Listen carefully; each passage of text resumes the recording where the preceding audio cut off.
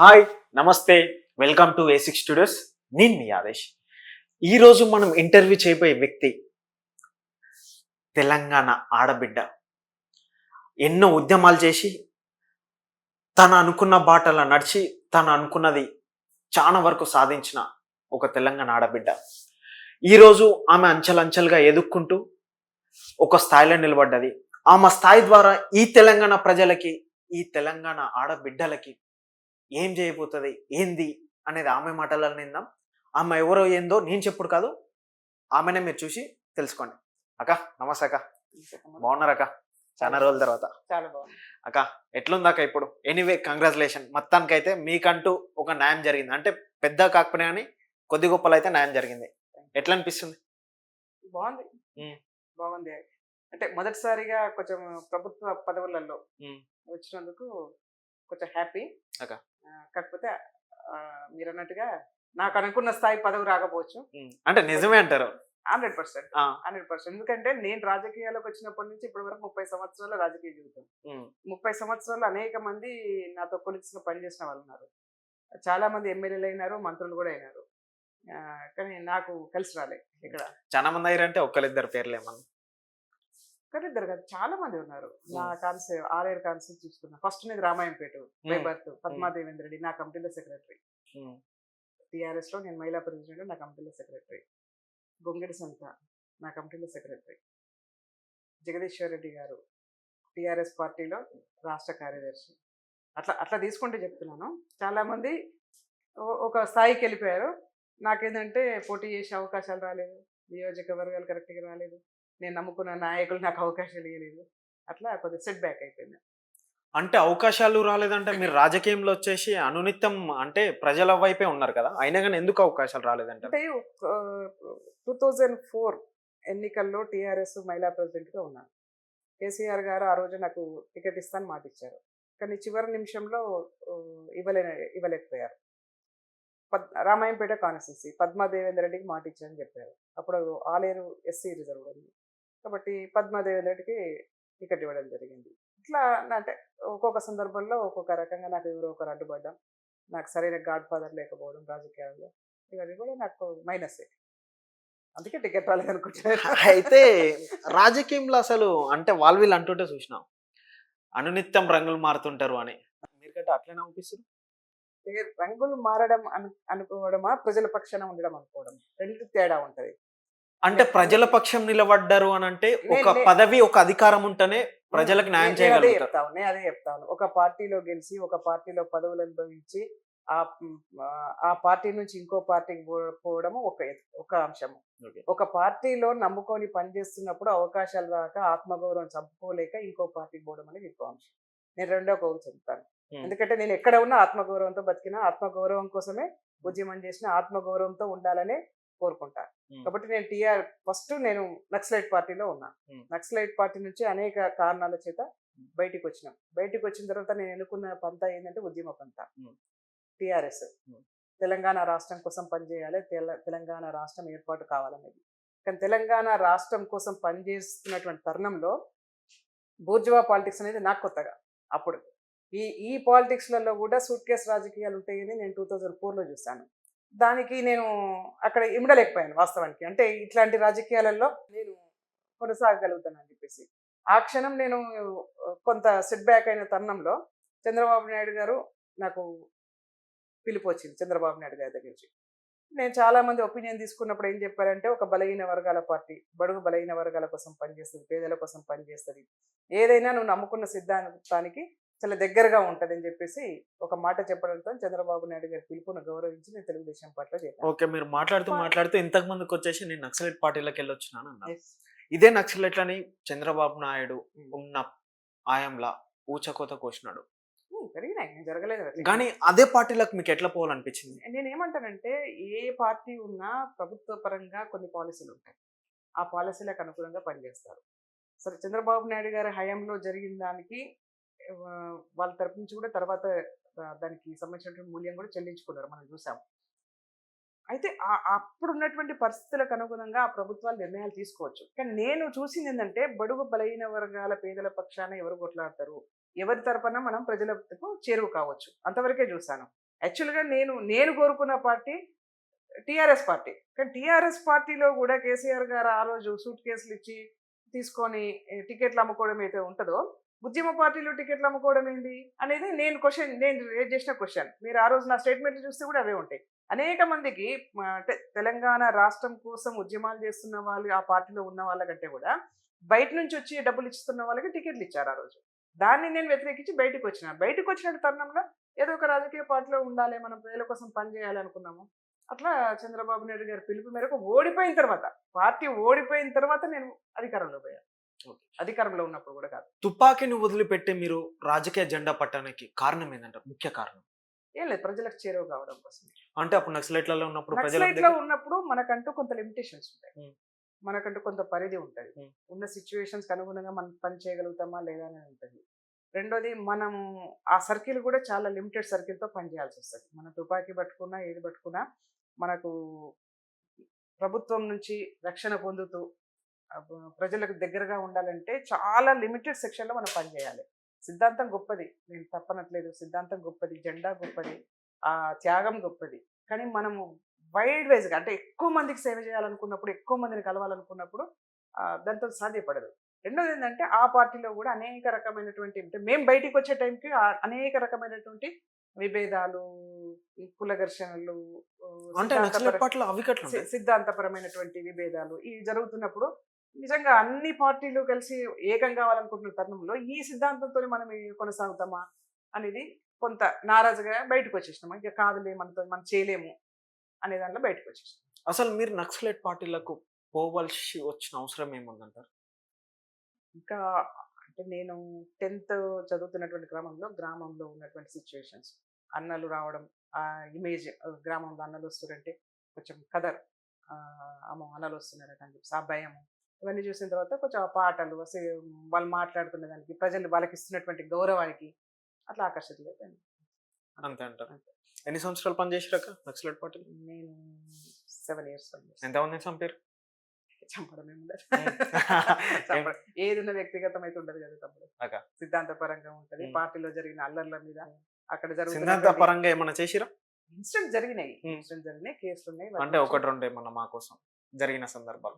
మా గ్రామంలో జరిగినాయి. బయటకు వచ్చిన తర్వాత మా ఊర్లోనే మా కజిన్ బ్రదర్ చనిపోయారు నక్సలైట్ల దాడిలో.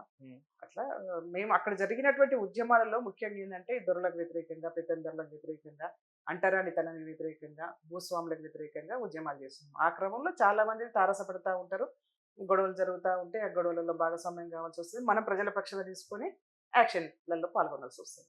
అట్లా పాల్గొనేది తప్పిస్తే వ్యక్తిగతంగా కక్షలు అయితే ఏం లేవు. అయితే ఇప్పుడు ఆలేరులకు అట్లా ఎన్ని పోరాటాలు చేసినప్పటికీ అట్లా తగిన న్యాయం జరగలేదు అని అంటున్నారు. అది వాస్తవం? అంటే ఎక్కడ లోపం జరిగింది అంటారు? ఉన్నటువంటి వ్యవస్థ, అంటే వ్యవస్థ అంటే మీ కాంగ్రెస్ పార్టీ?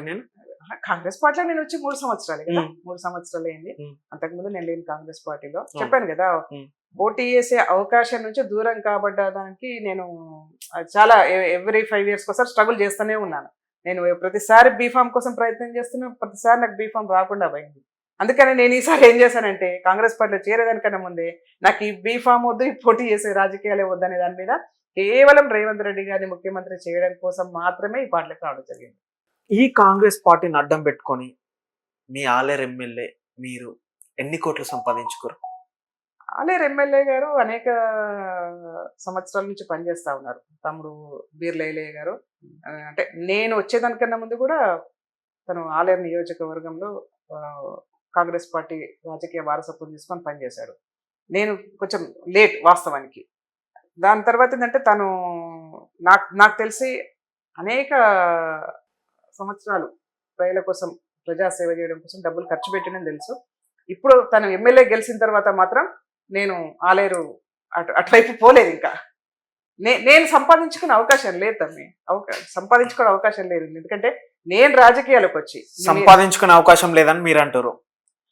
స్పెట్రో అనే ఒక రియల్ ఎస్టేట్ కంపెనీ ద్వారా నాకు సంబంధం లేదు. మీరు అందులో లేరా? బీర్లయ్యతో పాటు? నెవర్. నేను 10-15 సంవత్సరాలు ఆలేరు నియోజకవర్గంలో రాజకీయాలు చేశాను. ఏ ఛాలెంజ్ చేసి చెప్తున్నా, ఒక్కరి దగ్గర చందా అడగలేదు 5 పైసల వరకు. ఈ రోజు వరకు కూడా ఒక్కరి దగ్గర చందా అడగలేదు. 10 ఎకరాల ల్యాండ్ మా వారసత్వంగా మా అత్తగారు మాకు ఇచ్చినటువంటి ల్యాండ్ ను మేము అమ్మకానికి పెట్టుకున్నాను. నా ఇల్లు అమ్మకానికి పెట్టుకున్నాను. కేవలం ప్రజల కోసం పనిచేస్తున్న క్రమంలో కొంత అమౌంట్ నేను నష్టపోయాను తప్పిస్తే ఆలేరు నియోజకవర్గంలో ఈ రోజు వరకు కూడా ఎక్కడ ఒక్కరికి కూడా నయా పైసా నేను అప్పులేను, నయా పైసా నేను ఎవరిని అడగలేదు. ఛాలెంజ్. ఎక్కడ ఏ బిజినెస్ అట్లా చేయలేదు. నెవర్. పోనీ బీలైలా గారు ఎంత సంపాదించుకున్నారు స్పెట్రో కంపెనీ ద్వారా? బీర్లయ్య గారు ఆయన అడగాలి. ఎందుకంటే అంటే మీకు తెలుసు కదా. నాకు తెలియదు.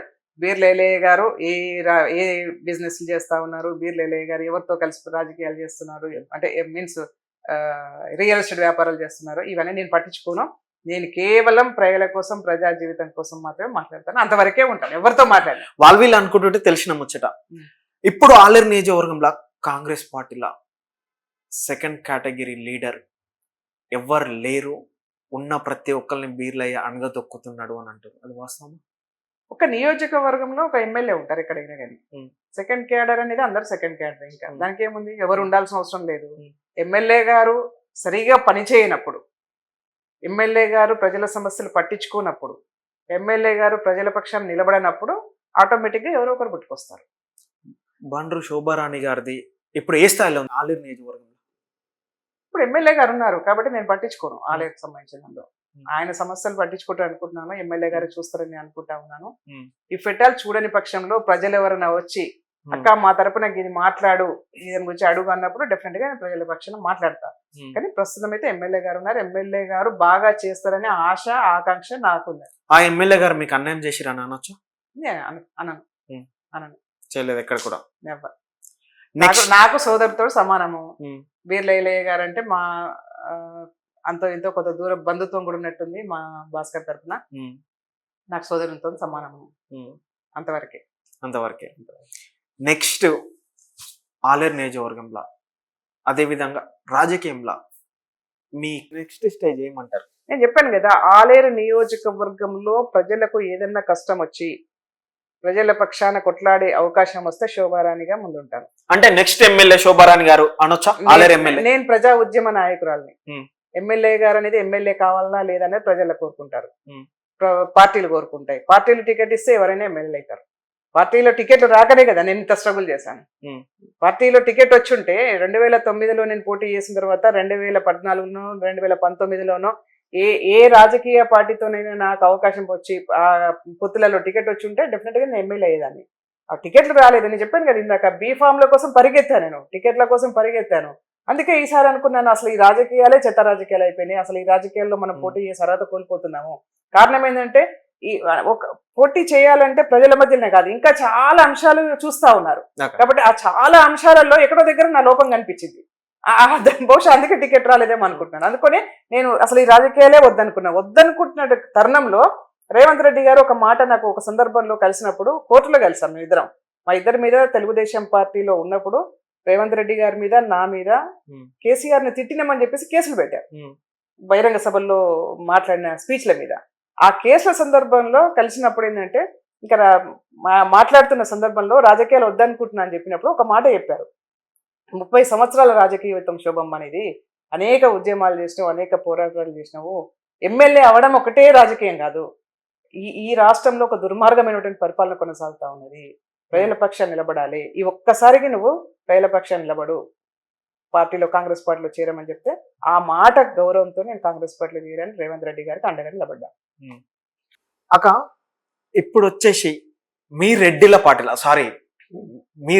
పార్టీలా అంటే మీ కాంగ్రెస్ పార్టీలా ఓన్లీ రెడ్డి రాజకీయం జరుగుతుంది, ఎస్సీ ఎస్టీ బీసీల మీద దాడులు పెరిగిపోయిన ఈ కాంగ్రెస్ గవర్నమెంట్ వచ్చినాక అని ప్రజలు అంటారు. మీ రెడ్డిల పట్ల మీ కాంగ్రెస్ పార్టీ అది నిజమా? రెడ్డిల పార్టీ అన్నా కాంగ్రెస్ పార్టీ అన్నా, కాంగ్రెస్ పార్టీ అంటేనే నేను చెప్తాను, కాంగ్రెస్ పార్టీ అంటేనే బడుగు బలహీన వర్గాలకు, పేద వర్గాలకు అండగా నిలబడేది కాంగ్రెస్. ఎక్కడ అండగా నిలబడ్డది? డెఫినెట్ గా ఎక్కడ నిలబడ్డది నుంచి నువ్వు హిస్టరీ తీయి. తెలంగాణ వచ్చినాక ఇప్పుడు గవర్నమెంట్ ఫామ్ చేసింది కాంగ్రెస్ ప్రభుత్వం. కాంగ్రెస్ ప్రభుత్వం వచ్చినాక అట్లా ప్రజలకు ఎక్కడ న్యాయం జరిగింది? ఎన్ని రోజులైంది? అంటే యూనివర్సిటీలలో విద్యార్థులను ఈడ్చుకొట్టుడు న్యాయం చేశారు. ఎన్ని రోజులైంది? అంటే విద్యార్థులు ఎన్ని రోజులు అట్లాంటి ఉద్యమాలు జరుగుతా ఉన్నాయి. ఇప్పుడు యూనివర్సిటీలలో జరుగుతా ఉన్నాయి, లేకపోతే ఇంకా ట్రైనింగ్ సెంటర్ల కాడ అక్కడక్కడ ధర్నాలు జరుగుతా ఉన్నాయి, చూస్తా ఉన్నాము. ధర్నాలు వేరు, ఈడ్చి కొట్టుడు వేరు. పోలీసులు రేవంత్ రెడ్డి గారు స్పష్టంగా పోలీసులకు చెప్పి విద్యార్థులను ఈడ్చుకోపోండి అని చెప్తారా? చెప్పరు కదా. నేను చెప్తా ఉన్నాను, రేవంత్ రెడ్డి గారి నాకు తెలుసు, గత 25 సంవత్సరాలుగా నేను రేవంత్ రెడ్డి గారిని పరిచయం ఉన్నది తెలుసు కాబట్టి చెప్తా ఉన్నాను. రేవంత్ రెడ్డి గారు అంటేనే ప్రజల పక్షం నిలబడే వ్యక్తి, అట్లాంటి విద్యార్థుల పక్షాన్ని నిలబడే వ్యక్తి. ఎవరైనా అట్లా చేస్తే కూడా డెఫినెట్ గా దానికి ఫుల్ స్టాప్ పెడతాడు. ఇవాళ డిఎస్సి రేపు రాబోతా ఉన్నది. విద్యార్థులందరూ కూడా మేము పొద్దునే చెప్పాను, శుభాకాంక్షలు చెప్పాము.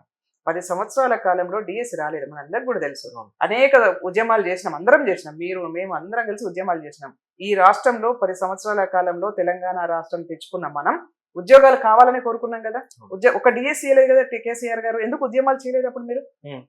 ఒకవేళ సరే చేయలేదు అనుకుందాం, అట్లా చేసిరు కదా, సరే చేసిరు, ఎందుకు రాలేకపోయినాయి? ఎందుకు రాలేదు?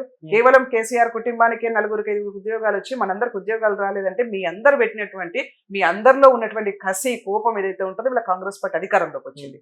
అధికారంలోకి వచ్చిన తర్వాత మొట్టమొదటి నుంచి డే 1 నుంచి రేవంత్ రెడ్డి గారు విద్యార్థులకు ఎవరైతే నిరుద్యోగుల పక్షాన్ని నిలబడడం కోసమే కేసీఆర్ గారి గవర్నమెంట్ లో మేము ఏది సెలక్షన్ అయిపోయిందో అది అయిపోయింది, కానీ మేము 30,000 ఉద్యోగులకు వాళ్ళకు నియామకాలు చేసుకోవడం జరిగింది. ఇవాళ డిఎస్సి చేస్తా ఉన్నాం. కాంగ్రెస్ పార్టీ హయాంలో తెలంగాణ రాష్ట్రం వచ్చిన తర్వాత నేను అనుకుంటా, నాకు తెలిసి మొదటి డిఎస్సి మనం అందరం కూడా హర్షించాలి. మొదటి డిఎస్సి వాళ్ళ తెలంగాణ రాష్ట్రంలో కాంగ్రెస్ పార్టీ అధికారంలోకి వచ్చిన తర్వాత వస్తా ఉంది. ఇది మొదటిది కాదు, ఇది చివరిది కాదు, ఇది కంటిన్యూగా కొనసాగుతూనే ఉంటది. కాబట్టి ఇవాళ డిఎస్సిలో మీరు ఎవరైతే అర్హులైతే ఉన్నారో వాళ్ళందరూ కూడా ఎగ్జామ్స్ రాయండి. సెకండ్ డిఎస్సి ఉంటుంది, థర్డ్ ఉంటుంది, ఫోర్త్ ఉంటుంది. మన కోసం మన మన మన నాయకుడు, ఒక యువ నాయకుడు, ఈ రాష్ట్రంలో పేదల పక్షాన ఉన్నటువంటి యువ నాయకుడు ముఖ్యమంత్రిగా ఉన్నారు. మనకేమైనా డిమాండ్స్ ఉంటే ముఖ్యమంత్రి గారి దృష్టికి తీసుకెళ్దాము. ఒక డిఎస్సి కాదు అన్న, మాకు ఇంకో డిఎస్సి ఇవ్వండి, వాళ్ళన్న టైంలో డిఎస్సి ఇవ్వండి, మాకు చదువుకోవడానికి టైం కావాలి, మాకు ఈ ప్రాబ్లమ్స్ ఉన్నాయని చెప్పేసి మీరు ముఖ్యమంత్రి గారి దృష్టికి తీసుకెళ్తే డెఫినెట్గా పరిష్కారం అవుతుంది. అయినప్పటికీ కూడా అక్కడక్కడ జరుగుతున్నటువంటి ఉద్యమాల నేపథ్యంలో ఇవాళ ప్రభుత్వం నిర్ణయం తీసుకుంది. ఒక డిఎస్సి కాదు, మనం వేయాల్సింది ఇంకో 15 రోజుల తర్వాత ఇంకో డిఎస్సి రాబోతా ఉంది. ఒకటేసారి మెగా డిఎస్సి వేసుకోవాల్సిన అవసరం లేదు. ఇవాళ 11,000 మందికి ఉద్యోగాల నియామకం కోసం రేపు జరుగుతూ ఉన్నది. ఇంకో 6,000 కోసం ఒక 15-20 రోజులలో మళ్ళీ ఒక డిఎస్సి రాబోతా ఉంది.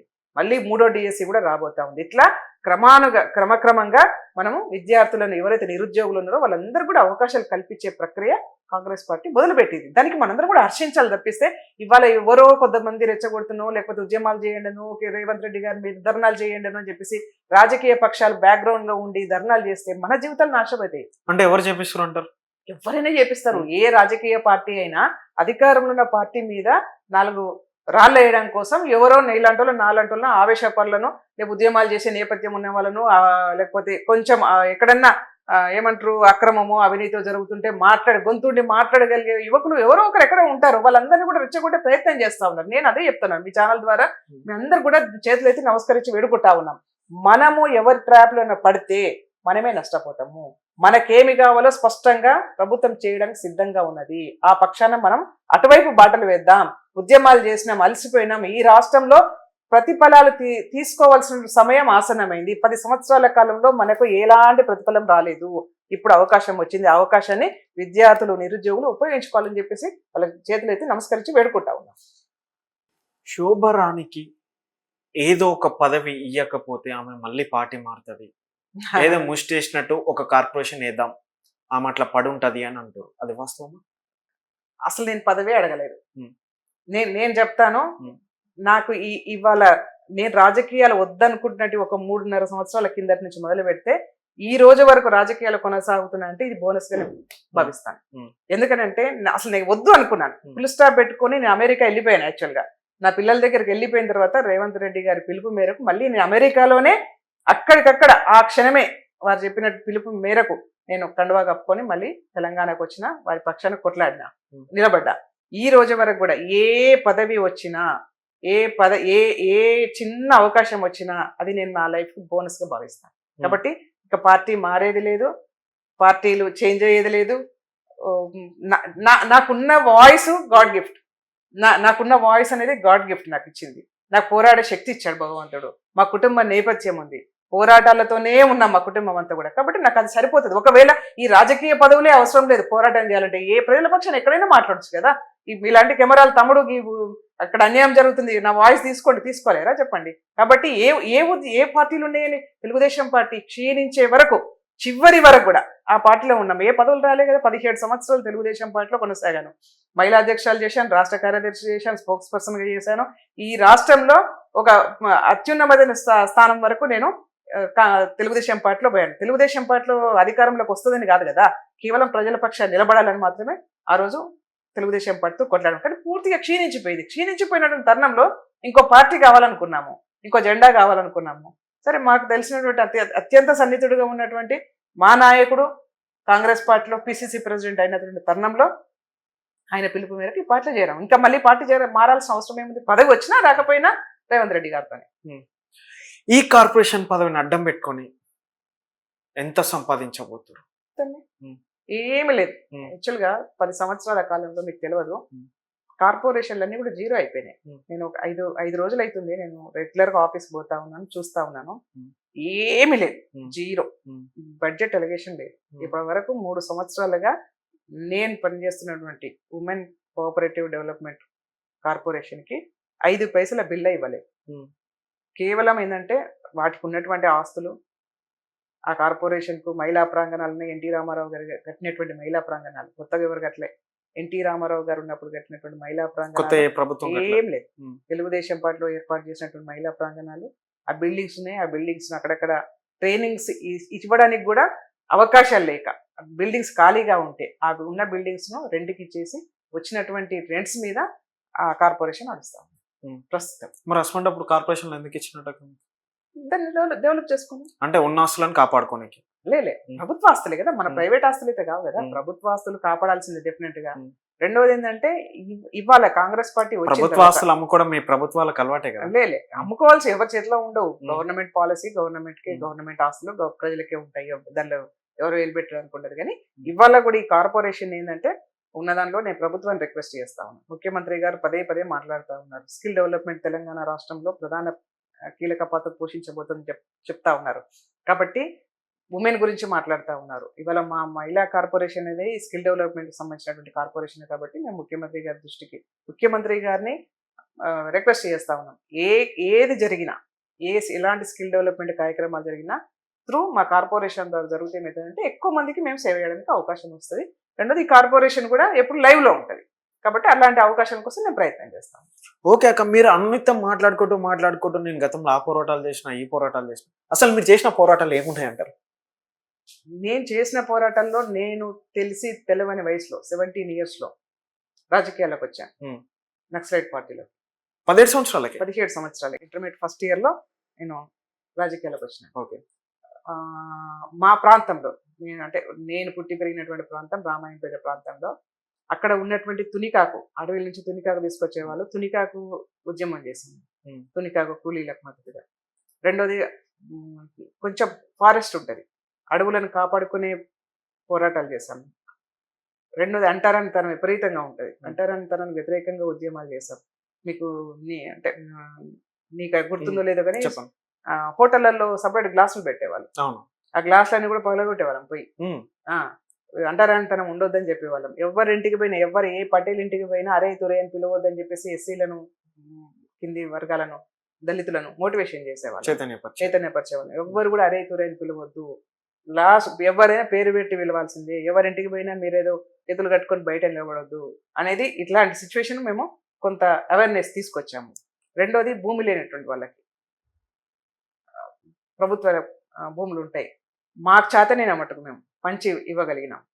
బీడీ కార్మికులకు వేతనాల మీద ఉద్యమం చేసినాం, కళ్ళు మామలాల మీద ఉద్యమం చేసినాం. ఇట్లా ఒకటి కాదు, ఆ ప్రాంతంలో ఉన్నటువంటి ప్రజలకు ఏ అవకాశం వచ్చినా, ఎలాంటి దానిలో లాభం జరుగుతుంది అనుకున్నా దాని మీద మేము అక్కడ ఉద్యమాలు చేసినాం.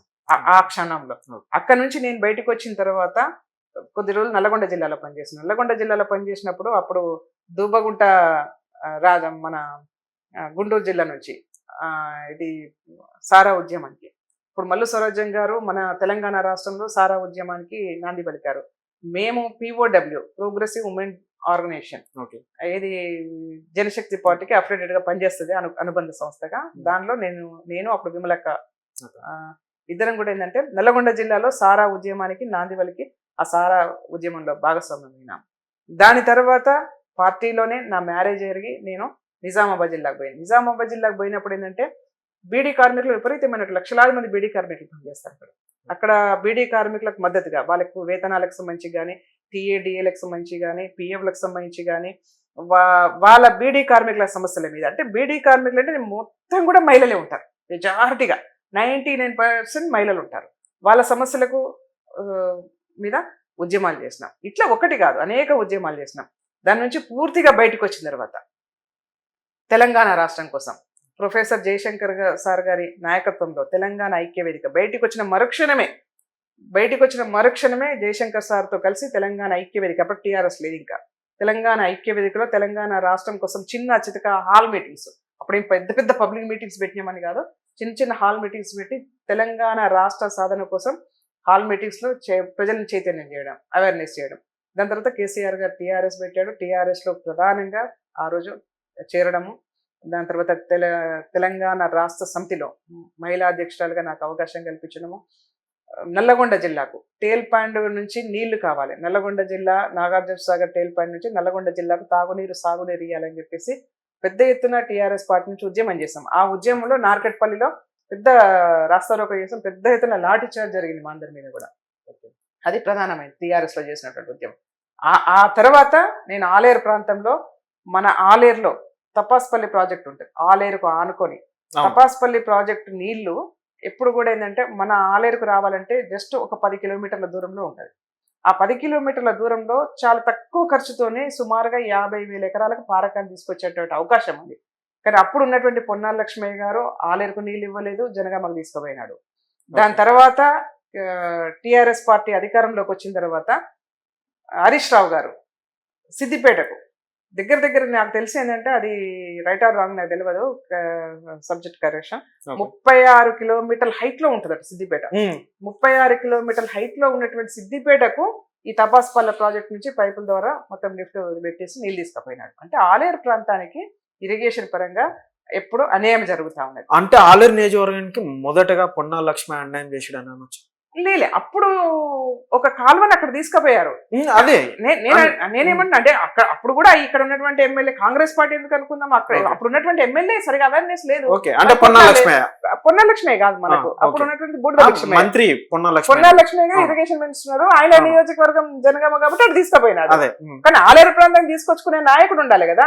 ఆలేరు ప్రాంతాలకి మాకు ఇది కావాలని చెప్పేసి కొట్లాడే నాయకుడు కావాలి, ఎవరు తెచ్చుకోలేదు. మనం ఏం చేద్దాం చెప్పండి. ఆ ఉద్యమం కంటిన్యూగా చేసినాం, మేము ప్రతి ఊరు తిరిగినాము, కరపత్రాలు వేసినాము, చైతన్యం చేసినాము. అయితే నేనే మొదటిదానని కాదు, అనేక మంది అప్పటికే చాలా మంది కురారం గ్రామంలో చాలా మంది పెద్ద మనుషులు ఉంటారు, వాళ్ళందరూ కూడా ఈ ఉద్యమాన్ని ఎప్పుడు లైవ్ లో పెట్టారు.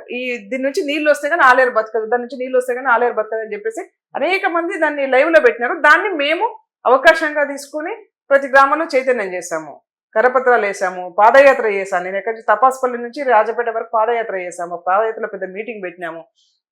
4 రోజులు కంటిన్యూగా నిరాహారదీక్ష చేశాను రాజపేటలో దీనికోసము. కానీ గొంగడి సునీతమ్మ పోయింది, మన హరీష్ రావు గారికి హారతి పెట్టి సిద్దిపేటకు నీళ్ళు ఇచ్చేసింది, పంపించేసింది. అది అట్లనే ఉంది ఇప్పటికి కూడా.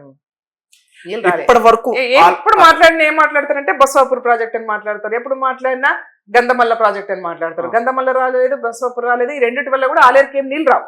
ఇవాళ నీళ్లు కావాలంటే ఈ ప్రాంతానికి ఆలేరు నియోజకవర్గం నీళ్లు రావాలంటే తపాస్పల్లి నీళ్ళే శరణ్యం. కానీ తపాస్పల్లి నీళ్ళు ఇవ్వట్లేదు.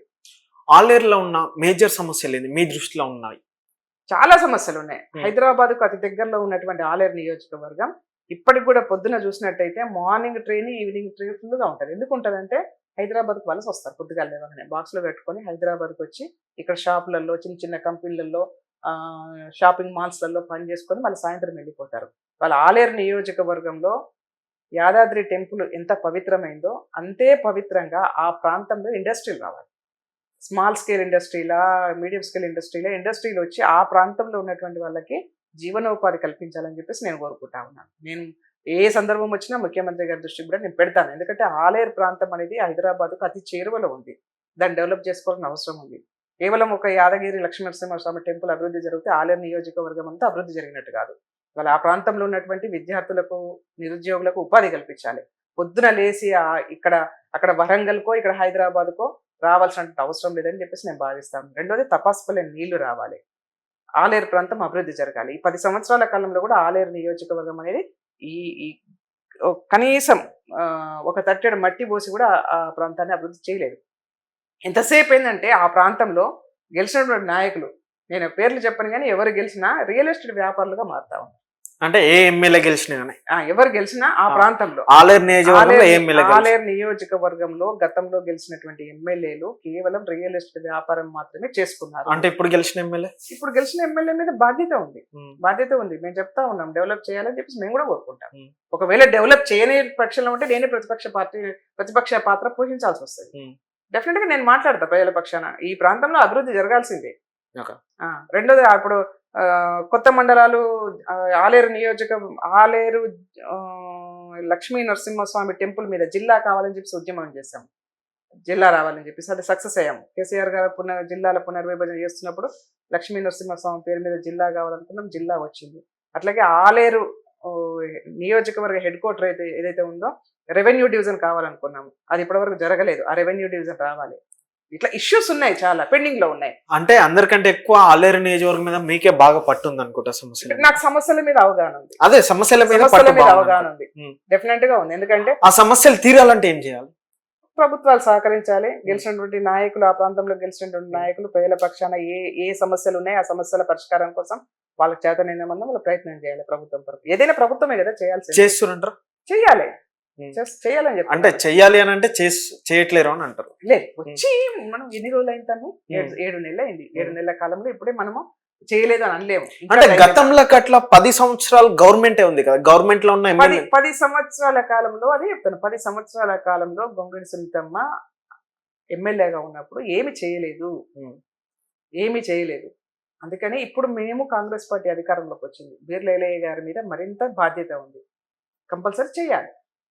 ఇవన్నీ సమస్యలు ఉన్నాయి, చాలా సమస్యలు ఉన్నాయి ఆలేరు నియోజకవర్గంలో. మన ఎమ్మెల్యే గెలవడం అంటే ఉట్టికనే మనం ఎమ్మెల్యే గెలిచిన మురవడం కాదు. సమస్యల పరిష్కారం చేయాలి, చరిత్రలో నిలిచిపోవాలి. ఆలేరు ప్రాంతం అంటేనే ఆరుట్ల కమలాదేవి, ఆరుట్ల రామచంద్రారెడ్డి లాంటి పోరాటాలు చేసినటువంటి ప్రాంతము. వారి వారసత్వంగా మనం కూడా ప్రజల పక్షాన నిలబడాలి. ఎందుకంటే ప్రజలు అవకాశం ఇచ్చారు, అవకాశాన్ని సద్వినియోగం చేసుకుందాం. ఓకే అక్క, గతంలో ఇదే తెలంగాణలో వచ్చేసి 1-2 గెలిచిన బీజేపీ ఇవాళ అధిక స్థానాలు పెంచుకుంది. అంటే తెలంగాణ రాష్ట్రంలోకి బీజేపీ చొచ్చుకొస్తున్న విధానాన్ని ఎట్లా చూడాలంటే కొంత అది ప్రమాదకరమైనటువంటి సంకేతాలు అయితే వస్తూ ఉన్నాయి. ఎందుకంటే 4 ఎంపీ సీట్లు ఉన్నది, 8 ఎంపీ సీట్లు అయినాయి. ఇవాళ ఎమ్మెల్యేలు గెలిచినారు. అంటే కొంత యూత్ ఏంటంటే ఈ సోషల్ మీడియా లేకపోతే ఇదంతా కావచ్చు, కొంత భారతీయ జనతా పార్టీ వైపు అటెన్షన్ క్రియేట్ చూస్తూ ఉన్నారు. కొత్త నరేంద్ర మోడీ గారి ప్రభావం కూడా మన పనిచేసింది అక్కడక్కడ. కాబట్టి మనం కూడా ఏంటంటే మన ప్రాంతం అనేది డిఫరెంట్ ప్రాంతం. ఇది మనకు అంతా ఎర్ర జెండా కింద అంటే రజాకార్ల నుంచి మొదలు పెడితే మొన్నటి వరకు కూడా పోరాటాలు చేసినటువంటి ప్రాంతం. అంత ఈజీగా భారతీయ జనతా పార్టీని ఆదరిస్తారని అనుకోను. డెఫినెట్గా మన ప్రాంతంలో సమస్యల పట్ల అవగాహన ఉన్నది, సమస్యల గురించి మాట్లాడతారు, సమస్యలకు పరిష్కారం కోసం ఉద్యమాలు చేస్తారు. ఈ ప్రాంతంకు ఉన్నటువంటి చరిత్ర వేరు. సమ్మక్క సారక్క నుంచి మొదలు పెడితే చాకలి ఐలమ్మ నుంచి మొదలు పెడితే ఎవరైనా ఎంత పేద స్థితిలో ఉన్నా అన్యాయం ఎదిరించగలిగే శక్తి ఉన్నటువంటి ప్రాంతం ఇది. కాబట్టి సరే, భారతీయ జనతా పార్టీ ఎవరి పార్టీగా వాళ్ళు ప్రయత్నాలు చేస్తారు. ఇక్కడ కాంగ్రెస్ పార్టీ ఉంది, మేము 8 సీట్లు గెలిచాము కాబట్టి నెక్స్ట్ టైం మేము అసెంబ్లీని మేము గెలవాలి అని చెప్పేసి ప్రయత్నాలు చేస్తారు. కాకపోతే నీలాంటి వాళ్ళు నాలాంటి వాళ్ళు దానికి అడ్డుకట్ట వేయాలి. ఎందుకంటే ఒక సామాజిక స్పృహ ఉన్నటువంటి మనము దాన్ని డెఫినెట్గా అడ్డుకోవాల్సిందే. ఈ దేశంలో మహిళల పైన జరుగుతున్న దాడులని ఎట్లా చూడాలంటారు? అంటే వాస్తవానికి కొంచెం అవమానంగానే అనిపిస్తుంది నాకు. ఒక ఉమెన్గా, నేను రాజకీయ పార్టీ నాయకురాలిగా కాదు కానీ మహిళా నాయకురాలిగా ఒక వివక్ష ఉంది. ఆ వివక్షను మనం ఎప్పుడు బయటకు వస్తాం అనేది అర్థం కావట్లేదు. ఎక్కడ పోయినా, ఏ రంగంలో పోయినా వివక్ష కొనసాగుతూ ఉన్నది, దాడులు కొనసాగుతూ ఉన్నాయి, చిన్న పిల్లల మీద అఘాయిత్యాలు జరుగుతూ ఉన్నాయి. దానికి తోడు ఇవాళ కొత్తగా ఏంటంటే చాలా, ఒకప్పుడు మద్యం తాగుతూనే ఈసడించుకునే వాళ్ళము ఇవాళ డ్రగ్స్కు అలవాటు పడిపోయే సిచ్యువేషన్కి వచ్చింది. అంటే ఇవన్నిటికీ కారణాలు మూలాలు ఇక్కడ ఉన్నాయి, మనం వెతుక్కోవాలి. రెండోది కుటుంబ వ్యవస్థలు బలపడాలి. కుటుంబ వ్యవస్థలు బలపడ్డప్పుడు, కుటుంబ వ్యవస్థలు సక్రమంగా ఉన్నప్పుడు కొంత ఇలాంటి అఘాయిత్యాలకు అరికట్టడానికి ఒక అవకాశం ఉంటుంది. ప్రభుత్వ పరంగా కూడా ఇంకా కఠినమైనటువంటి చర్యలు తీసుకోవాలి. మనము ఎక్కడో మన ఇక్కడ ఇక్కడ దిశ జరిగినప్పుడు, లేకపోతే ఢిల్లీలో మనకు అప్పుడు ఏంది ఒక బస్సులో జరిగినటువంటి ఏదో నేమ్ పెట్టారు కదా, అట్లా ఒకటి రెండు సంఘటనలు జరిగినప్పుడు మనం క్యాండిల్ ర్యాలీ చేసి లేకపోతే ఉద్యమాలు చేసి ఆ మహిళల మీద అఘాయిత్యాలు జరుగుతున్నాయి అరికట్టాలి. నిర్భయ గురించి కదా, నిర్భయ ఇట్లాంటి ఒకటి రెండు కాదు. నేనేది ఏంటంటే రోజువారీ కార్యక్రమాల్లో కూడా ఎక్కడ ఏ ఇన్సిడెంట్ జరిగినా ప్రభుత్వ పరంగా కఠిన చర్యలు తీసుకోవాలి, ఆ శిక్షలను అమలు చేయాలి. అప్పుడు కొద్దిగా కట్టడి చేయగలుగుతాం. దాంతోపాటు ఏ కుటుంబం ఆ కుటుంబం కొంత అవేర్నెస్గా పిల్లల్ని పెంపకం అనేది ఉండాలి. ఈ డెఫినెట్గా ఉంటుంది. మూడో అంశము మత్తు పదార్థాలు. ఇవాళ బానిసలు అయిపోతున్నటువంటి విద్యార్థులు చిన్న చిన్న పిల్లలకు చాక్లెట్ల రూపకంలో కూడా ఇవాళ డ్రగ్స్ అనేది అలవాటు చేస్తూ ఉన్నారు. ఎంత ప్రమాదకరమైందంటే ఇన్ ఫ్యూచర్ ఈ రాష్ట్రం అంతటా కూడా అసలు డ్రగ్ తినని వాళ్ళు ఉండరేమో బహుశా, అట్లా అడిక్ట్ చేసేస్తున్నారు. కాబట్టి దాని నుంచి కట్టడి చేసుకోవాలి. ఇట్లా మనం ఎక్కడ ప్రమాదకరం కనిపిస్తూ ఉందో దానికి మనం మందు పెట్టాలి, దాన్ని కట్టడి చేయాలి. ఉమెన్ సెకండ్ క్యాడర్ కాదు, మాతో పాటు ఈక్వల్. సమాజంలో వాళ్ళు కూడా భాగస్వామ్యం 50% అనేది వచ్చినప్పుడే మాకు న్యాయం జరుగుతుంది. అయితే ఇక్కడ రాష్ట్రంలోనే కాకుండా దేశంలో అట్లా చాలా ప్రదేశాలల్లో చాలా రాష్ట్రాలల్లో మహిళల పైన అగత్యాలు జరుగుతున్నాయి. ఆ పరిస్థితి ఎందుకు వచ్చిందంటారు? నేను చెప్తున్నాను కదా, నేను ఇందాక మాట్లాడుకుంటున్నట్టుగా ప్రభుత్వాలు మహిళల పక్షాన ఉన్నప్పుడు, చట్టాలు సక్రమంగా ఇంప్లిమెంటేషన్ చేసినప్పుడు కొంత కట్టడి చేయగలుగుతాం. ఎందుకు ఇప్పుడున్న బీజేపీ ప్రభుత్వం నేను అదే చెప్తా ఉన్నాను. ఇవాళ కేంద్రంలో భారతీయ జనతా పార్టీ ఉంది. భారతీయ జనతా పార్టీ నాయకత్వంలో ఇవాళ వాళ్ళు అధికారంలో ఉన్నప్పుడు ఒక రాష్ట్రాల మీద మహిళల మీద అగత్యాలు జరిగాయి. మనం చూసాం మణిపూర్ లాంటి సంఘటనలు. మహిళల్ని ఏమంటారు వివక్షలు చేసి వ్యవస్థలు చేసి ఊరేగింపులు చేశారు. ఇప్పటి వరకు ప్రధానమంత్రిగా దాన్ని స్పందించలేదు. అనేక ఉద్యమాలు చేశారు, అనేక మంది మాట్లాడారు, కొట్లాడారు, చివరికి పార్లమెంట్లో కూడా మాట్లాడారు. రాహుల్ గాంధీ గారు దాని మీద పోరాటం కూడా చేశాడు, అక్కడ పోయి పరామర్శించాడు. కానీ వాళ్ళ ప్రభుత్వ పరంగా ఎవరైతే ఈ భారతదేశాన్ని మేము పరిపాలిస్తున్నామని చెప్పేసి రామాలయంతో పోల్చుకొని పవిత్రంగా రామ జన్మభూమి అని చెప్పుకుంటున్నా ఉన్నాము, రాముల వారితో పాటు సీతమ్మకి ఎంతైతే మనము గౌరవిస్తా ఉన్నాము, మరి తెలంగాణ భారతదేశంలో ఉన్నటువంటి భారతీయ మాతల్ని ఎందుకు గౌరవించట్లేదు మేము అడుగుతాం. వాళ్ళ పక్షాన కూడా మాట్లాడాలి కదా. కానీ వాళ్ళ ప్రభుత్వాలు కేవలం రాజకీయ అవసరాల కోసం, రాజకీయాల కోసమే వాళ్ళకి ఏది కంఫర్టబుల్గా ఉంటే ఆ సబ్జెక్టు మాట్లాడుతూ ఉన్నారు, మిగతా సబ్జెక్టు వదిలేస్తూ ఉన్నారు. అదే రామాలయం గురించి మాట్లాడినటువంటి నరేంద్ర మోడీ గారు మరి మణిపూర్ గురించి ఎందుకు మాట్లాడలేకపోయినారు? మాట్లాడాలి కదా, అక్కడ వెళ్ళాలి కదా. మణిపూర్ కూడా భారతదేశంలో భాగస్వామ్యమే కదా. కాబట్టి వాళ్ళ భారతీయ జనతా పార్టీ అనేది కేవలం పక్తు రాజకీయాల కోసమే దేవుళ్ళను కానీ, పక్తు రాజకీయాల కోసమే హిందూ సెంటిమెంట్ను కానీ, పక్తు రాజకీయాల కోసమే భారతీయతను కానీ వాడుకుంటా ఉన్నది. నిజమైన ప్రేమతోని వాళ్ళు రామాలయాన్ని కొలవట్లేదు, నిజమైన ప్రేమతోని హిందూయిజాన్ని కొలవట్లేదు, నిజమైన ప్రేమతోని భారతీయతను వాళ్ళు అలవర్చుకోవట్లేదని నేను భావిస్తా ఉన్నాను. అంటే దేనికోసం చేసిరంటారు మరి? కేవలం రాజకీయం, కేవలం ఓట్ల కోసమే చేస్తా ఉన్నారు, ఓట్ల గురించే మాట్లాడుతూ ఉన్నారు. నరేంద్ర మోదీ గారు వచ్చి తెలంగాణ రాష్ట్రంలో ఓహో ఆహా అని చెప్పేసి యాక్షన్ చేసుకుంటే చేతులు ఉప్పిపోయిన నరేంద్ర మోదీ గారు మణిపూర్ ఎందుకు వెళ్ళలేదు? మణిపూర్ వెళ్ళి ఎందుకు మాట్లాడలేదు? ఇక్కడ జరిగినటువంటి సంఘటనకు ఒక దేశ ప్రధానమంత్రిగా నేను బాధ్యత వహిస్తా ఉన్నాను అని చెప్పేసి ఎందుకు మాట్లాడలేకపోయినారు? ఏ ఒక్క భారతీయ జనతా పార్టీ నాయకుడు ఆ ప్రాంతాన్ని ఎందుకు సందర్శించలేకపోయినారు? ఎవరు మాట్లాడలేదు, ఎవరు వెళ్ళలేదు. కాబట్టి నేను ఏమంటానంటే కేవలం రాజకీయాలకు మణిపూర్లో వాళ్ళకు అవకాశాలు బాగలేకపోతే ఇంకో రాష్ట్రంలో ఎక్కడ బాగుందో ఎక్కడ స్పేస్ ఉందో చూస్తున్నా అక్కడికి వచ్చి ప్రచారం చేసిపోతున్నారు. పొద్దుగా లేస్తే గద్దల్లాగా వాళ్ళారు కదా తెలంగాణ రాష్ట్రం మీద. నరేంద్ర మోదీ నుంచి మొదలు పెడితే ఇక రోజు మంత్రులు, వివిధ రాష్ట్రాల ముఖ్యమంత్రులు, ప్రధానమంత్రి అందరూ తెలంగాణ మీద వాలిపోయి మొత్తం ఇది చేస్తాం అది చేస్తాం అని చెప్పి పోతేనే 8 సీట్లకు వచ్చింది వాళ్ళకి. 8 సీట్లకు వచ్చింది. నేను అదే అంటా ఉన్నాను, ఇక్కడ ఇన్నిసార్లు వచ్చిన మీరు ఒక్కసారి మణిపూర్ సందర్శన చేస్తే కూడా బాగుండేది కదా. కేవలం భక్తు రాజకీయం చేస్తా ఉన్నారు. కానీ వాళ్ళ కాంగ్రెస్ పార్టీ అట్లా కాదు. అక్కడ జరుగుతున్నటువంటి ఇన్సిడెంట్ జరుగుతున్నటువంటి ఆ సిచ్యువేషన్లో కూడా రాహుల్ గాంధీ గారు అక్కడే ఉన్నారు. రాహుల్ గాంధీ గారు అక్కడ ఉన్న ప్రత్యక్షంగా కూడా జరుగుతున్నప్పుడు అక్కడే సంఘటనలు జరిగినాయి. అంటే కాంగ్రెస్ పార్టీ భారతదేశం బాగుండాలని కోరుకునే పార్టీ. కాంగ్రెస్ పార్టీ ప్రజాస్వామ్యయుతంగా పరిపాలన చేసే పార్టీ. కాంగ్రెస్ పార్టీ అన్ని వర్గాలను కలుపుకోబోయే పార్టీ కాంగ్రెస్ పార్టీ. రాజకీయాల కోసమో లేక పదవుల కోసమో రాజకీయాలు చేసే పార్టీ కాంగ్రెస్ పార్టీ కాదు. ఓకే అక్క, ఇంత నిక్కచ్చిగా మాట్లాడుతారు. అసలు మీ రాజకీయ గురువు ఎవరు? ఎవరు లేరు. సమాజమే మీ రాజకీయ గురువు అని అంటారు. డెఫినెట్గా. అయితే మీరు అనేక ప్రభుత్వాలను చూసిరు. అంటే టీడీపీ ప్రభుత్వాన్ని చూసిరు, అంతకు ముందుకున్న కాంగ్రెస్ ప్రభుత్వాన్ని చూసిరు, మొన్న తెలంగాణ వచ్చిన టీఆర్ఎస్ గవర్నమెంట్ని చూసిరు, ఇప్పుడున్న కాంగ్రెస్ గవర్నమెంట్. తెలంగాణ ఏర్పడ్డాక కాంగ్రెస్ గవర్నమెంట్కి అయితే బీఆర్ఎస్ గవర్నమెంట్కి మధ్య తేడా ఏందంటారు? ప్రజలు స్పష్టంగా చెప్తా ఉన్నారు, నేను చెప్పడం కాదు. బీఆర్ఎస్ పార్టీ మీద తెలంగాణ రాష్ట్ర ఉద్యమం తర్వాత అనేక ఆశలు ఆకాంక్షలు ఉన్నాయి.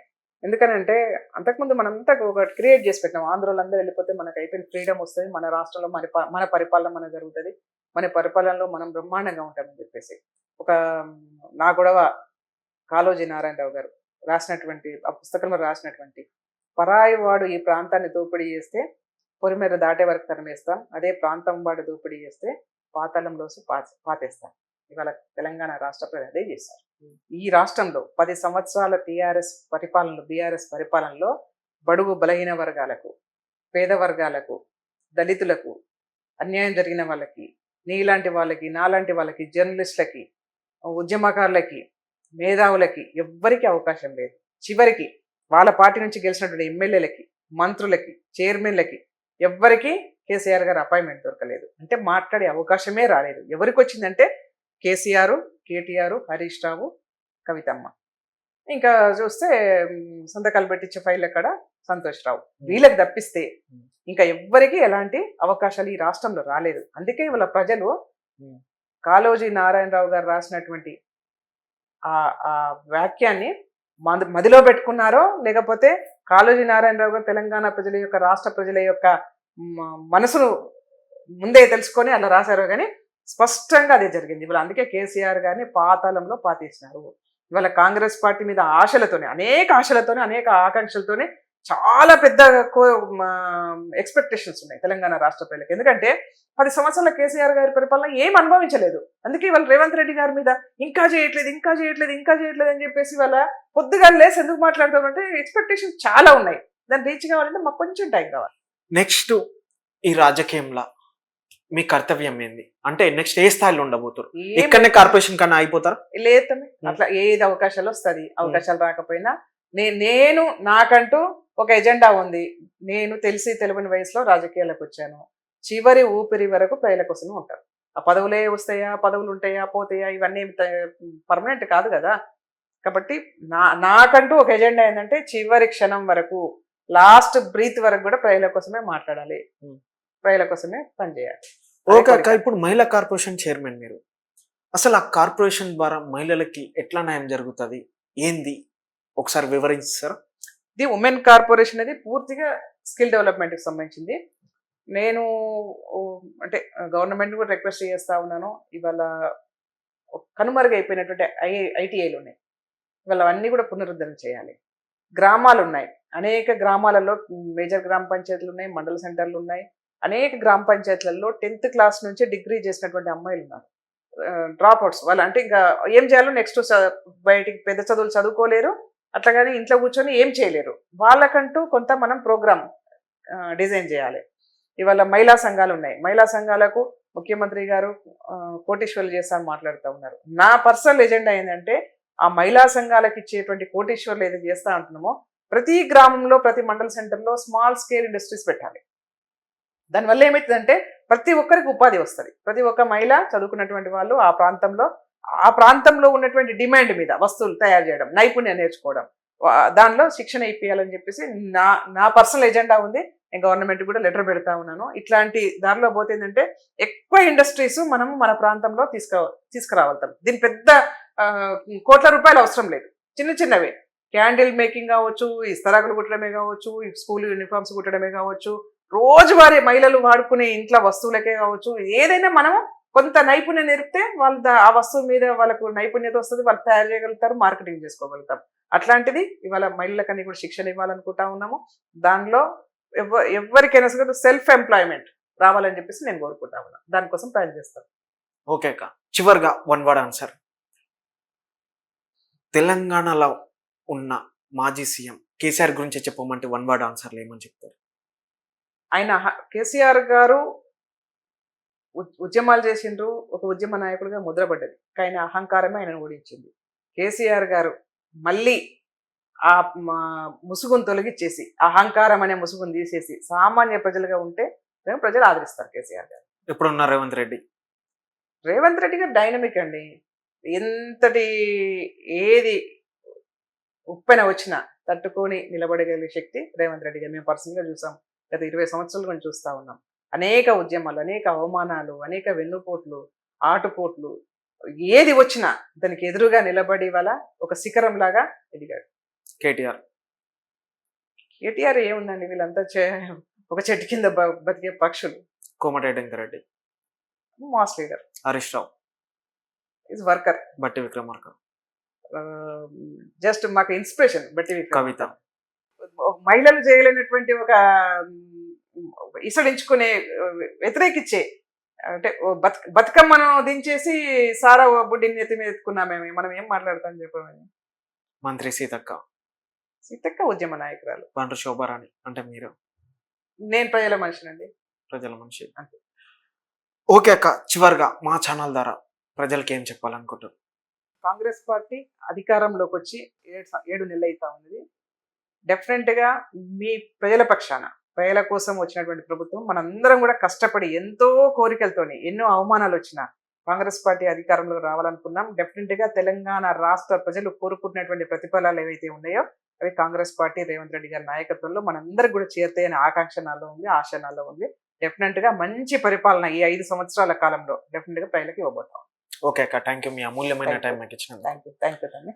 చూసిరు కదా ప్రజలారా, ఇది ఇవాల్టి తెలంగాణ మహిళా కార్పొరేషన్ చైర్మన్ గారితో ఇంటర్వ్యూ.